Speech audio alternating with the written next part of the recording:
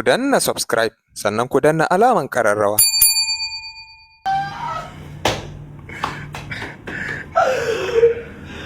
Yau ka zama ni ango. A bidiyo na ke yau ka zama ni ango. Makin yan na'u sun zo su cikin su wannan karan in Allah ya so. Insha Allah rabbi. Ban taba aure dan rabu da mace ba. Insha Allah rabbi. An yi an gama. Yan na'u yanzu suna jin labari za su ce kwana nawa za ta yi. Ko me za su faɗa su faɗa. Yau dai ka zama ango na. Thank you.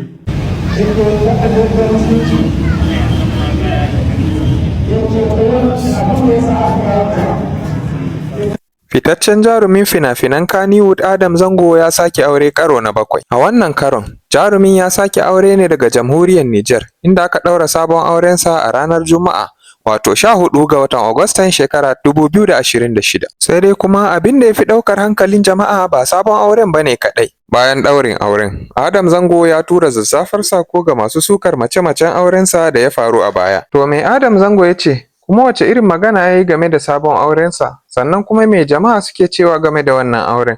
Haka kuma menene sunan wannan sabuwar amaryar? Ku kasance da mu har ƙarshe domin jin cikakken bayani. Fitaccen jarumin nan na Kannywood wato Adam Zango ya sake shiga wata sabon babi a rayuwarsa, inda a ranar Juma'a 14 ga watan Agustan shekara 2026 ya sake ɗaura sabon aure da wata jaruma mai suna Mama a jamhuriyar Nijar. Jarumin ya bayyana cewa ya yi wannan auren ne da fatan Allah ya sanya masa albarka da dacewa, musamman a wannan wata ta Rabiul Awwal. Bayan kammala ɗaurin auren, Adam Zango ya wallafa wani bidiyo inda ya bayyana farin cikinsa tare da godewa Allah bisa kammala ɗaurin auren. Wannan karan in Allah ya so. Insha Allah rabbi. Ban taba aure dan rabu da mace ba. Insha Allah rabbi. An yi an gama. Yan na'u yanzu suna jin labari za su ce kwana nawa za ta yi.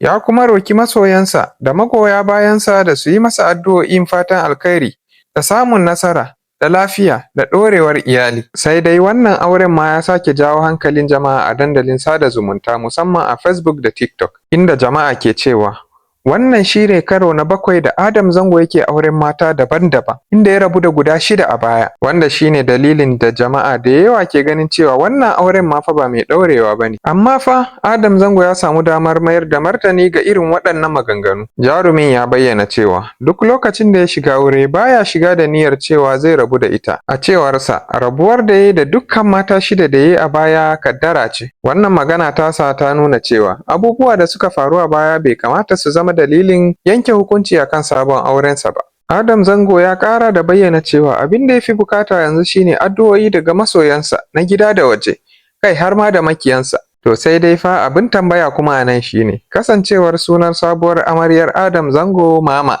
Shin yana nufin ita ce Mama da yi wakar mamaye da ita? Inda ba ku manta ba yake cewa mamaye ya Mama hasken rayina. Mama kifi guda a cikin rafi, mama kaunarki ya shiga ruhina. To fa wannan dalilin ne yasa jama'a ke cewa shin wancan mama ne aka iya aure ta a wannan lokaci ko kuwa wata mama ce? Inda fa wasu suke cewa watakila wannan mama ita take hana shi zama aure, dama ita ce aljanar da ta hana matan shi zama a gidansa, to yanzu dai finally ya aure ta. Shin wani fata kuke yi ma wannan aure na Adam Zango? Ku bayyana mana ra'ayoyinku a comment section.